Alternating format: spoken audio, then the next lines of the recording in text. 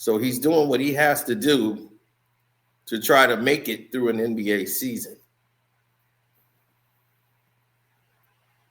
Now, let's get started. Hi, I'm Carcino. Oh, let's talk about it. Let's talk about it. No one knows Carcino and none of these. There's so much going on in the world, and I'm just giving my 2 cents on it. Go in and do a raid at someone's house, but you don't have an arrest warrant for them.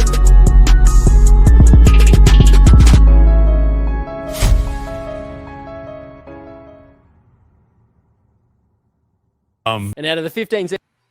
Now, what Michael Jordan said was 100% the truth.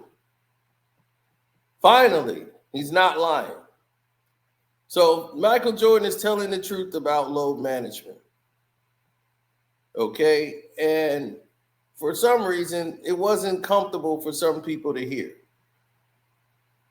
They were like, Michael Jordan, he's trying to make himself, he's jealous of LeBron.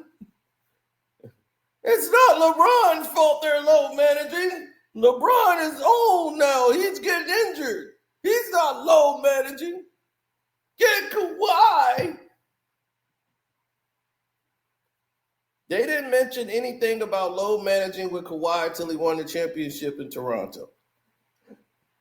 Kawhi Leonard basically missed an entire season with the San Antonio Spurs. His knee was bothering him. He saw a specialist after he was cleared by the Spurs doctor to play. His is medical. That's not load managing. Load managing is what these guys are doing, like LeBron James. So I'm going to take 3 nights off. That's load managing. He's missing games because he's not doing the right things. He's tired. See, a lot of people, like the young people, they would take it as, like, man, they're dumping on our era. But no, I know why NBC is doing this, and they're taking this approach, and it should be taken. So this is why I don't understand why most of the people that's listening today don't understand what Michael Jordan is trying to say. I know exactly what he's saying. I know why he's saying it. And it needed to be said. 100% needed to come from him. I know why NBC is using Michael Jordan as their beagle to blow this towards the NBA today. So they're letting the whole world know what Michael Jordan is saying is law. If Jordan said it, it's what it is. You can't challenge it. So when he's making these statements about load managing and talking about the players today, it's going to rub some of the players a certain type of way. On NBA Showtime is basically the staff that MJ built. These are all MJ's buddies, and they're all aligned in this NBA Showtime segment. And, of course, Melo is a Jordan guy. Tracy McGrady, all of these people, Vince Carter, these are MJ's guys. So they're there basically handpicked by MJ. So now they got to critique what MJ was saying. Now, Melo played in this LeBron era that he's talking about with load management. So let's look at what he's got to say about it, because it's very important. Yeah. Your reaction to hearing what Mike said. It's hard coming from MJ to talk about load management. He was one of a kind when it came to that. He was one of a kind when it came to just how he approached the game, how he wanted to compete every possession, every day, all day. To tell him to sit out, you couldn't get away with that. Today, I understand why people do it, why teams do it, why guys want to preserve their bodies. I don't want to get into the 82 games in a long season. It is a long season, and we go through lulls as players throughout the season, but only when you take advantage of the load management is when I have an issue with it. If you're doing it to preserve your body and for certain parts of the season, or you want to be fresher down the end of the season, if you hurt, sit out. Right. If you're not, go out there and play. Let guys who really need the rest and load management take advantage of the load management. Outside of that, you should be out there playing in the game. So, cuz. Now, here's where people are not enlightened a little bit. I understand what he's saying is that, hey, if you hurt, you know, it's a lot of games. Guess what? It was 82 games when Michael Jordan played. It was 82 games when y'all played. It's the same minutes to play the game. But guess what they had to do? They had to play back-to-backs in playoff games. They had to fly, take the bus, and some of them took commercial flights. They didn't have their own planes. So guys' legs, they're tired and cramped up way more than you. They didn't have all these personal trainers, all this equipment, all this recovery supplements, and all of these different devices that y'all have, all this top of the art things that you have to rejuvenate and get your body back faster. They have all these sleeping tanks. They got this air thing that puts the blood flow in your legs so your legs don't get all tightened. They have all this technology for you. And you mean to tell me all of this is for you and you still need rest? You still can't perform? Your body is shutting down. How did you become so weak and decadent? And no, Michael Jordan was not an anomaly. This was everybody in the league at this time, buddy. Everybody was playing 82. It wasn't a real big thing to do back then. Joe Dumars, rookie year, 82 games. The next year, 79 games, 82. Injury had him at 69 in 88-89. Then he came back in 89-90 and played 75 games. Then he played 80 games. Then he played 82. Then he played 77, 69, 62, 7. This was a commonality. Guys played every day. Every day. They could have sat out. A lot of them could have sat out. They loved to play the game. They weren't making the type of money you guys were making.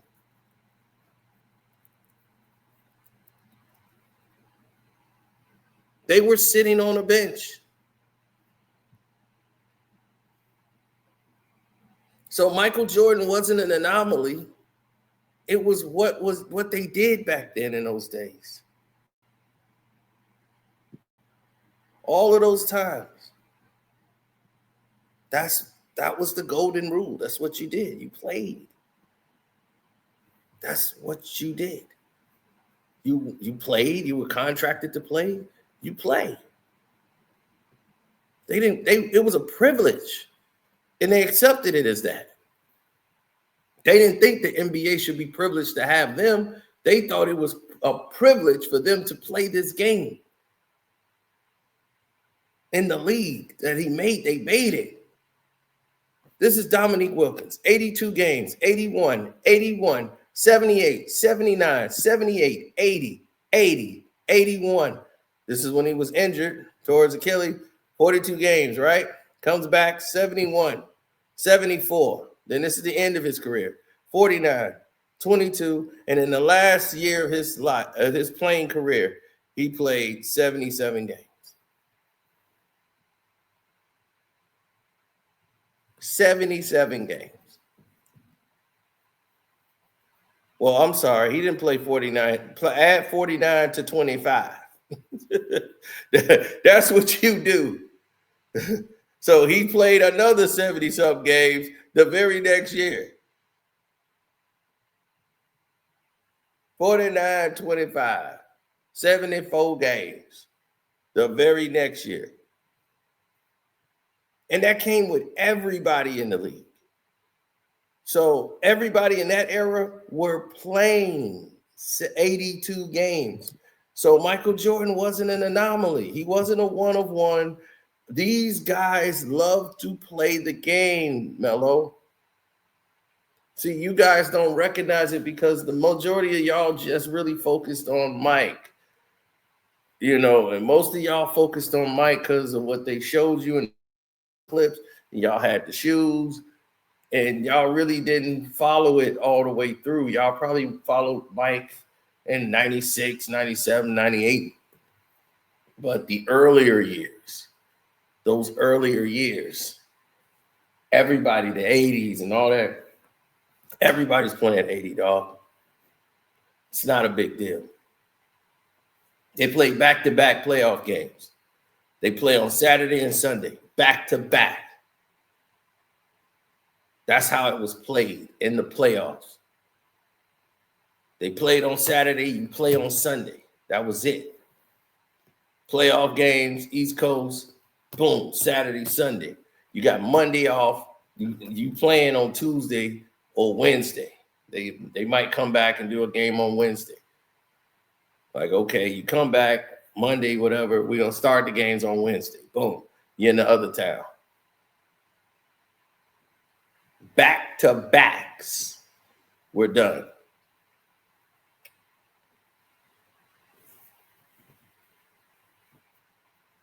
There was no playing around.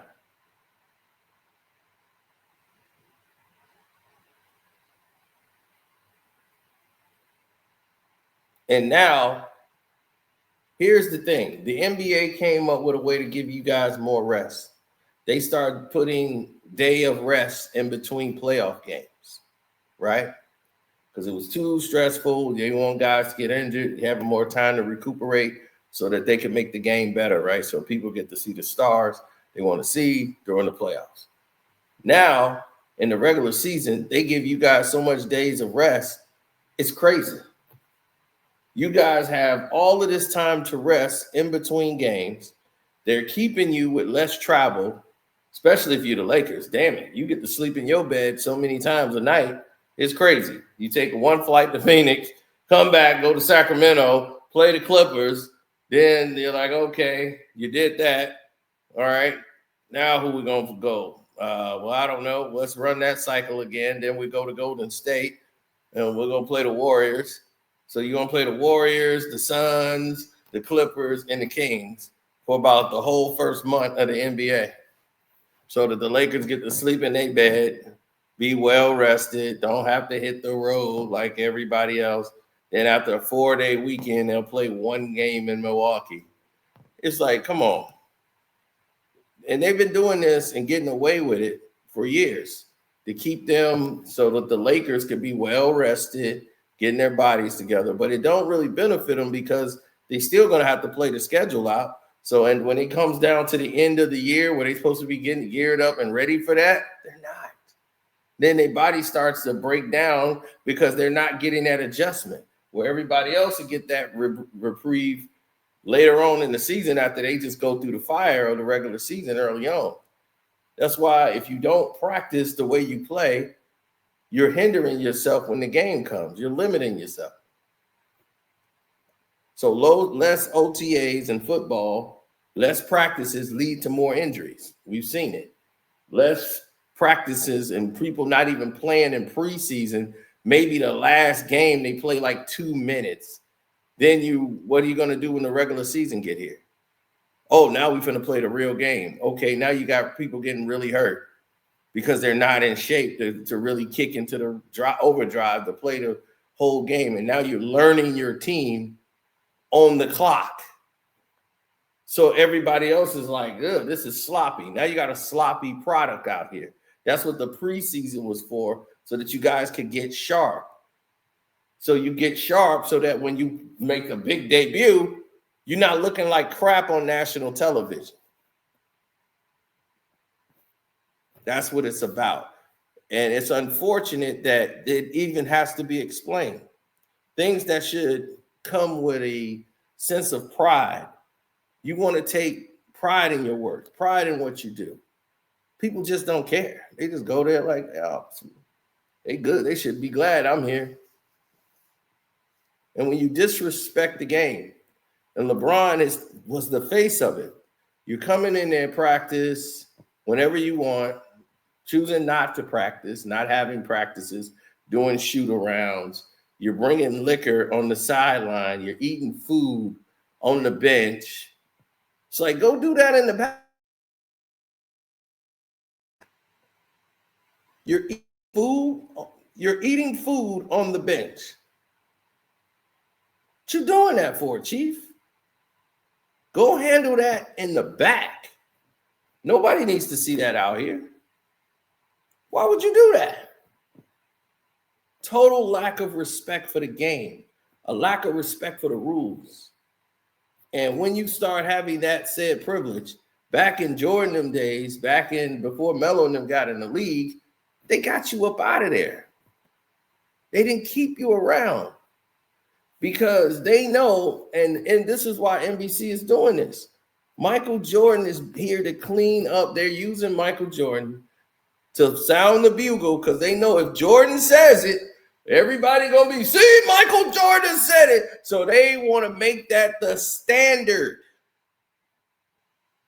They want that to be the standard moving forward. Like all that stuff LeBron was doing, that's out of here. Okay, that's all that low managing crap. That's dead. That's not happening no more.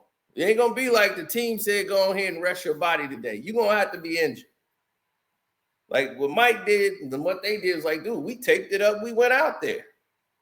Now they're gonna be looking at people like Luka Doncic, who has some type of finger, whatever. His finger's got a scratch and he's got a thigh contusion. Well, why does he have a thigh contusion? Well, maybe because he wasn't playing preseason games. He came in for 2 games. And now I hear LeBron James is going to be out for even more time.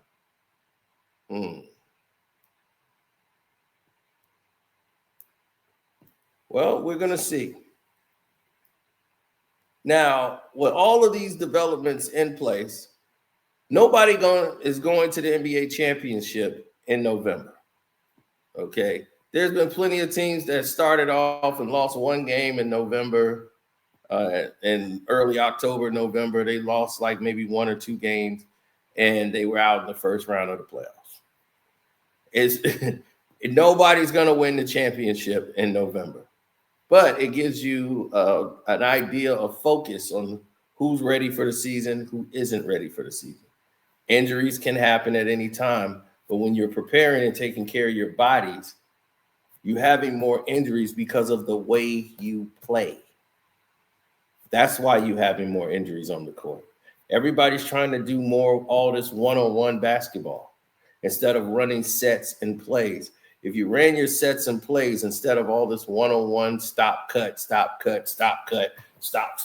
it's tearing your knees apart. All the stop, cut, back, cut. You're tearing your knees up and you don't even know it. It's too much stress on your legs and your knees. And when you do all that stop cuts, and nobody does that 24 hours a day. It's all pick and roll basketball now. That's all you see. Everybody's doing pick and roll, and they want to go one-on-one, get a guy to break down, fall in so you can foul another guy, and he wants to go one-on-one. And everybody's doing this. You got big guys now facing up because nobody can play with their back to the basket. So I got to face the rim and do this and tear my knees up. And it's all because no one knows how to run an offense set. All you got to do is go watch the game in the 80s. You see a guy post up, get the ball off a curl, pin down, spin, get the ball, throw up a hook. He's not trying to cross you up. You know what you have? Less injuries. Less Achilles. You see, nobody back in the 80s was tearing their Achilles up.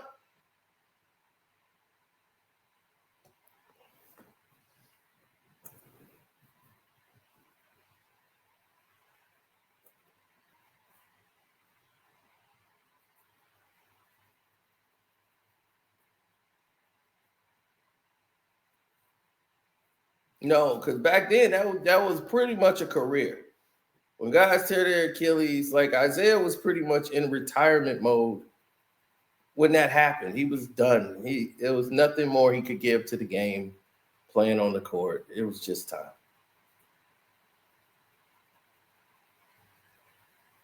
The era was gone. The passion was gone. And once the passion is gone, it's like, what are you there for? Really, what are you there for? So when that notion comes into play and you start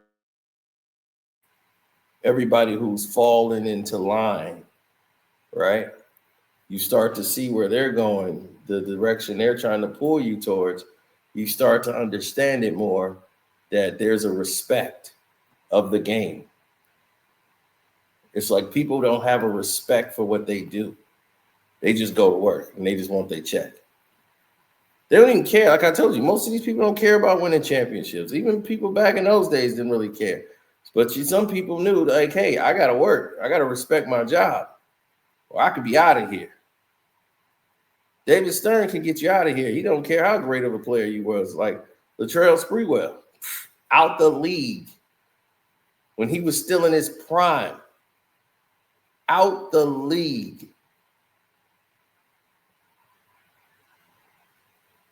There are NBA stories you know nothing about. And if you go on the Patreon, we'll tell you the story. I'll tell you about the kid that was kidnapped and everything. There was a kidnapping. Nanny was involved. All of this went down. Completely happened in the NBA. And nobody had anything to say about it. It did not go into the press. It was all handled. And it's a lot of these stories. A lot of them.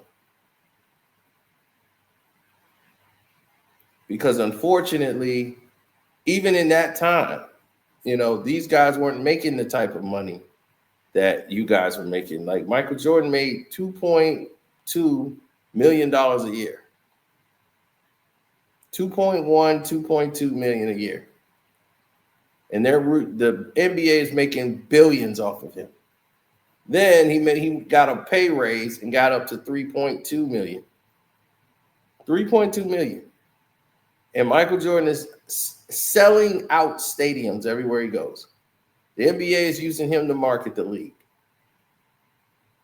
So the profit sharing that they had with the NBA at that time was good. So they got money on the back end, and all the players got a piece of that. So that was pretty much a big nugget for them when Jordan was increasing the league. All the other players got to eat. Here's the problem with LeBron James. He lowered that standard. He brought that down to a crawl, to where it doesn't mean anything anymore. That's where it becomes divisive, and that's where it hurts. He hurt the brand with his eliteness, it's got to be my way. They put all this marketing behind LeBron to promote him into being something that was going to stand the test of time. And what they did is to show the world and put him on display and made the whole world turn against him and hate him even more. They put on an ESPN special, which the NBA was completely behind the whole time.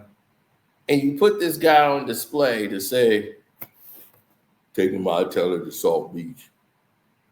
And ESPN, the NBA, all of these people are in cahoots. Because when you make a decision like that, the NBA has to be notified in advance. The Miami Heat had to be notified in advance. ESPN, they knew they were there for this reason. All of these things are being done in procession because they're getting ready to bring in a whole list of new players to go along with the Miami Heat. So when they picked the day to do this, they decided to make a big event of it for a whole hour to show all the things he did in Cleveland and try to soften the blow. It was more insulting to the people of Cleveland than anything. Had he just made the announcement in the paper that he was just going to go play for the Miami Heat, it wouldn't have been that big of an impact. As him putting on this special made them believe he was staying. They were showing all these good things he's doing in Cleveland. And they was like, oh, LeBron's going to stay. So for him to do all of that to say he's going to South Beach, Miami, really struck them in the core and made people hate his guts when he was with Miami.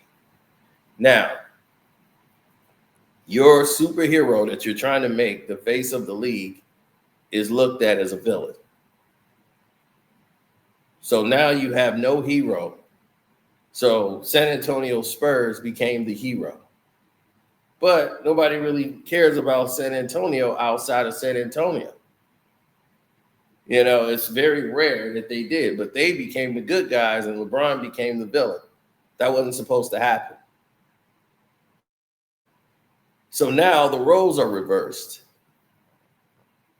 And there was no way to get around it. So the team that they wanted to promote to be the new, you know, Giants of the West is the team that they promoted was the LA Clippers, Lob City. They were supposed to go to the NBA Finals, win the championships, and be there to rival LeBron James. Lob City. The Spurs had their final run. Now it's Lob City's turn to take that next step and go to the next level. First year, he's back in Cleveland, left Miami. He's back in Cleveland. The Golden State Warriors, who played very well in the playoffs the year prior, now have a new coach in Steve Kerr. They got rid of Mark Jackson. And in their first year with Steve Kerr, boom, they win a championship. Steph Curry mania happens. And now you have your pretty boy, what's he called, the baby face of the NBA, Steph Curry. He's your golden calf, not LeBron. And LeBron is the villain. Everybody hates him. Everybody loves Steph Curry. Now you have your good guy villain. And we got a new commissioner now. And it's going to be ran this way. LeBron's got more say than he's ever had in his whole life now because he could just bully Adam Silver into doing whatever and manipulate him. And what you have is 4 years of the same thing, which lowers the value of the rest of your league. So while the Rockets, which was one of the top teams playing against the Warriors, was great, the Eastern Conference was abandoned and pretty much ignored. So in the heels of that building was the Boston Celtics. They decided to try to go with the Kyrie Irving situation, and they decided to part ways with Kyrie and Gordon Hayward, who got hurt. They had to part with that and keep their nucleus there, and they used the draft. The Pistons used the draft. Then a lot of people who abandoned the draft has to start putting their trust in the draft. The NBA chose not to promote these teams. They chose to put focus on 2 teams, and that was it. They stepped away from Lob City, said, screw that. They keep getting hurt in the playoffs, and then they're done. So it's all about Golden State and the Warriors. That's it. That's where the money is. The Golden State Warriors now is the highest grossing team in basketball. They have a net worth way higher than the Lakers, almost over $1 billion. They're number 1 in the NBA. Next is the LA Lakers, and then the New York Knicks, then the Chicago Bulls, and et cetera, et cetera. Now,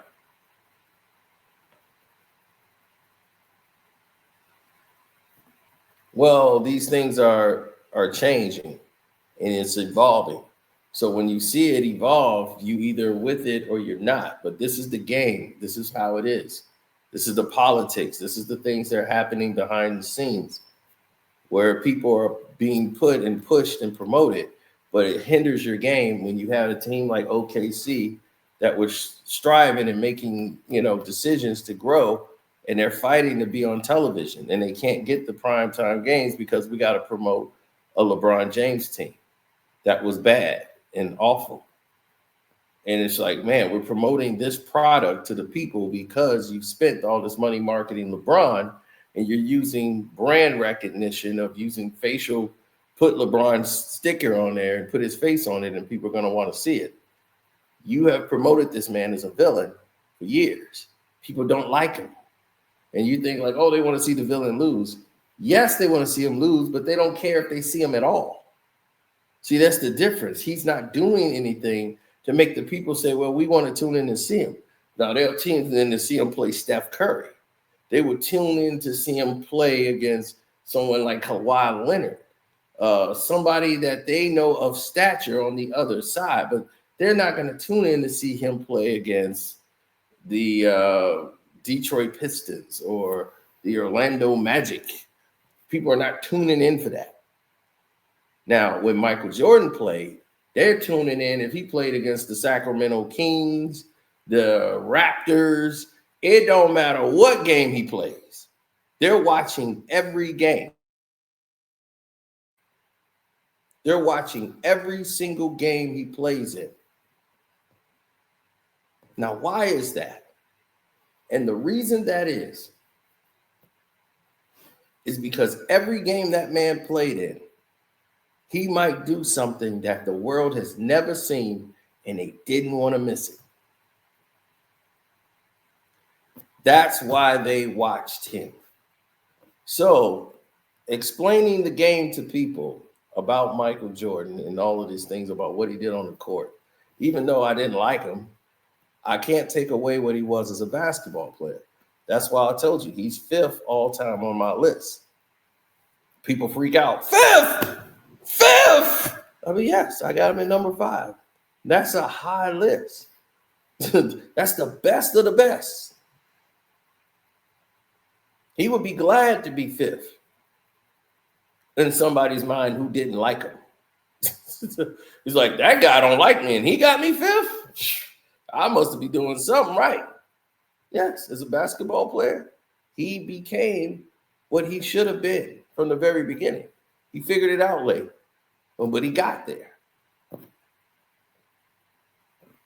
Meanwhile, you had this guy who comes in and starts destroying the field of coaches.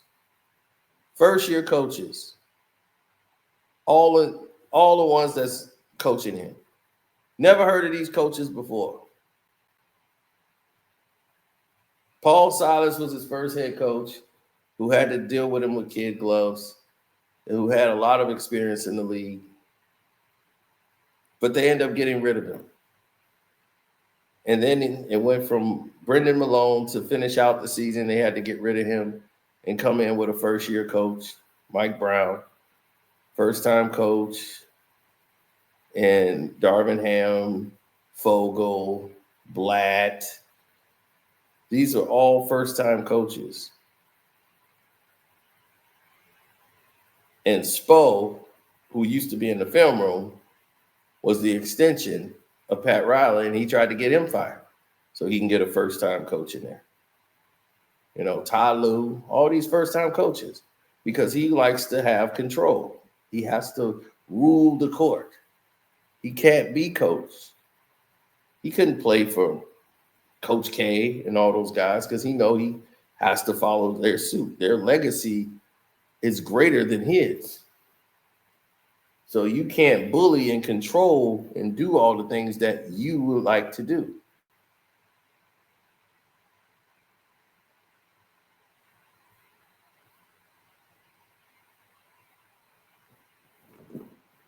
You know, and I love the fact that a lot of this is being brought to the light because it proves I'm right and proves how everything I said about LeBron James is true. And as long as you stay concurrent with what's going on in the NBA, I'm not being rude. I'm not being discourteous. I'm just telling you the truth. And when you tell people the truth, sometimes they just don't want to hear it.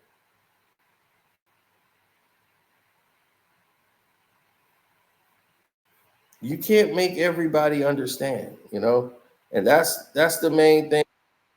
And once you learn that, you can't please everybody. Sometimes you tell people the truth, they're either going to like it or they don't. That's it.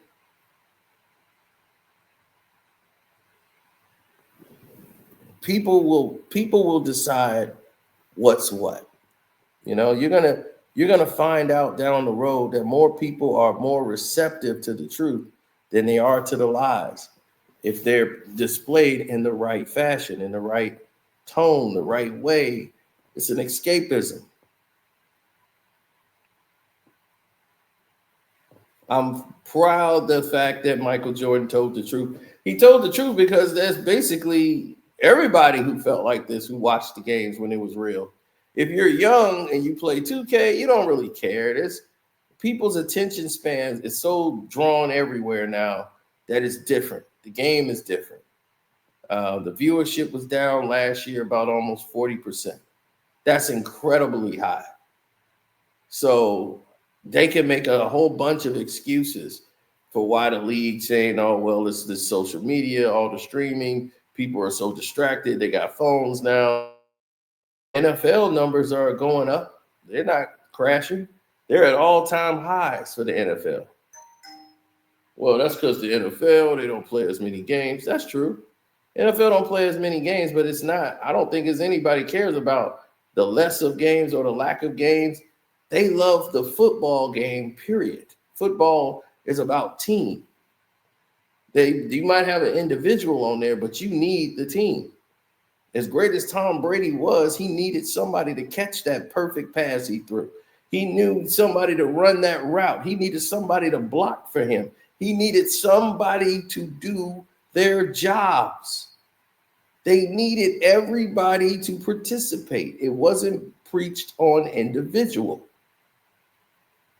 The NBA is all about individuality more than team. Once you do that, you ruin the fabric. The Bulls became rock stars because they were individually a team. It was Michael Jordan and the Chicago Bulls. So once you had that, Jordan and Scotty was next to Michael, so he became popularized. So that first three-peat and that first run was great, but they didn't become rock stars until 96, 96, 7, and 98, where Dennis Rodman was bigger than Michael Jordan at that point. The Rodman show was everywhere. He brought in a whole new audience that the NBA never tapped into that resource. The weird people that didn't even watch basketball were watching basketball now because they wanted to see Dennis Rodman. They got bikers, people in biker gangs pulling up on motorcycles. You got people in drag and out there. You know, David Stern's losing his mind, but they were spending money. They're buying Dennis Rodman jerseys. They're coming in buying a Rodman wig. People are dyeing their hair. They're there to see Dennis. He was shaking it up. He was representing the new face of what the league is now. But now you have all of these people who are overly privileged, and they haven't even done anything in this league yet. And they think like the league is supposed to cater to whatever they want to do and when they want to do it.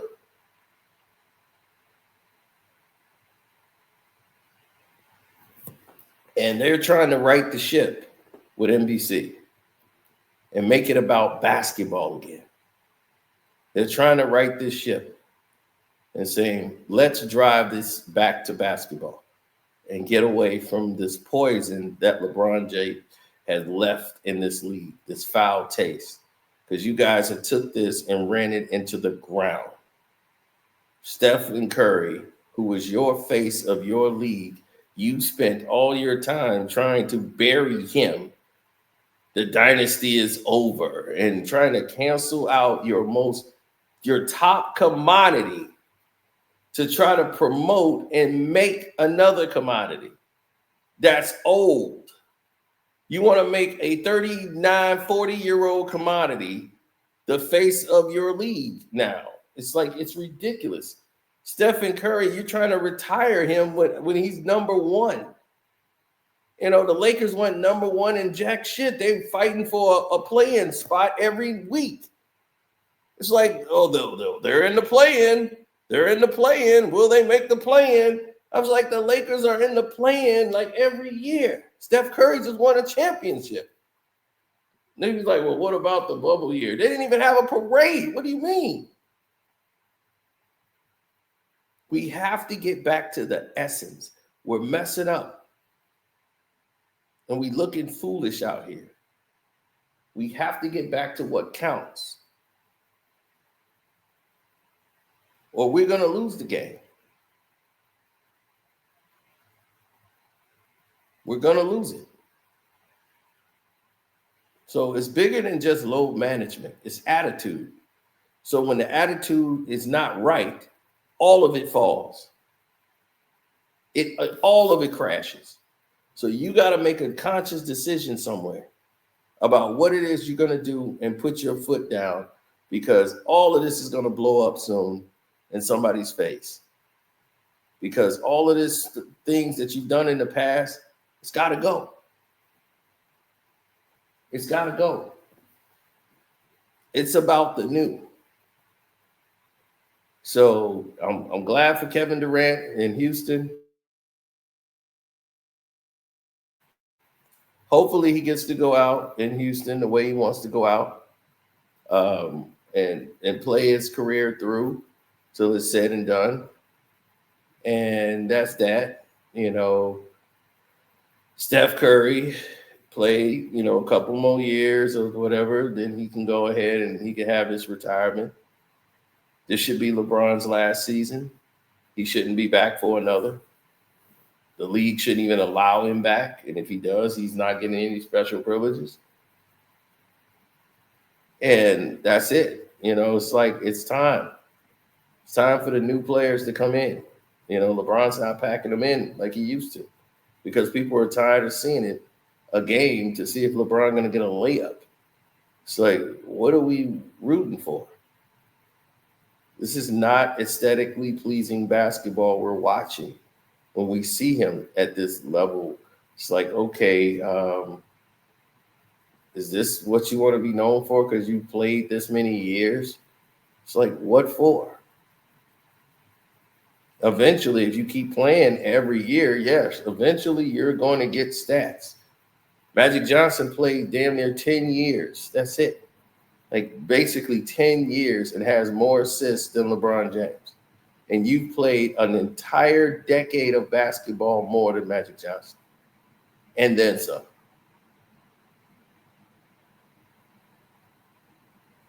So when I look at and I think about who were the greatest or the greatest players that ever played this game, this guy wouldn't even be in the conversation. He wouldn't be in the 1,000 of those players. He's not. He had great athleticism, God-given ability to jump out of the gym and to be that fast at that size. Sean Kemp was blessed with that.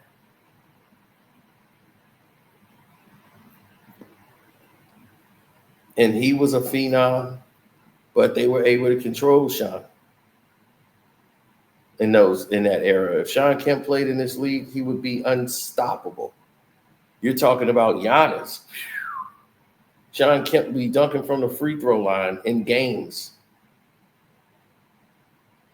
And he was more athletic than LeBron James. And he was 6'11". So I've seen LeBron James before. When I said, I've seen LeBron before, that was the Rain Man.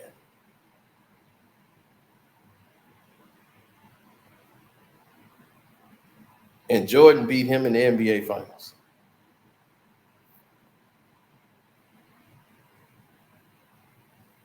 Now,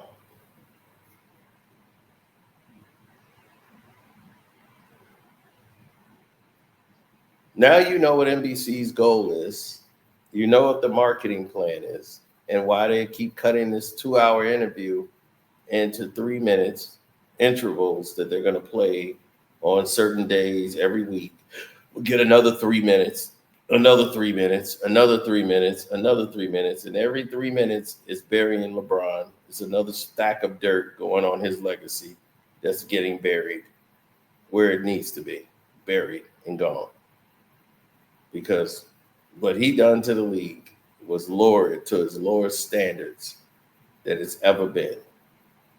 That they had to go bring Michael Jordan back to try to save and salvage what is left of the NBA.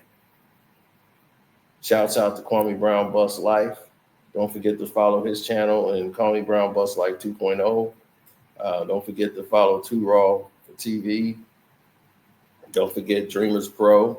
Follow him. He's doing good work. My Patreon is Carcino for Life. We explained the things that I left out of that video about LeBron and the wire fraud situation. We're going to show you why and what the feds are actually looking at.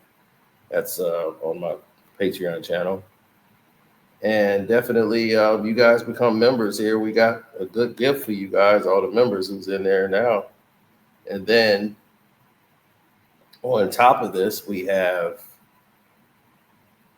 oh, thank you. On top of that, we have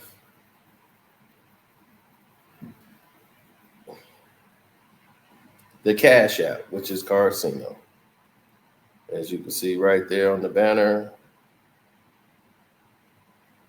I guess, okay, there it is. I was like, where the heck is the banner? There's the banner below. Like, share, subscribe, whole nine. All right. Have a blessed day. Watch the games. Enjoy the games. Some of them have been rough to watch. But yes, the younger talent is showing up. All right. See y'all next time. Peace.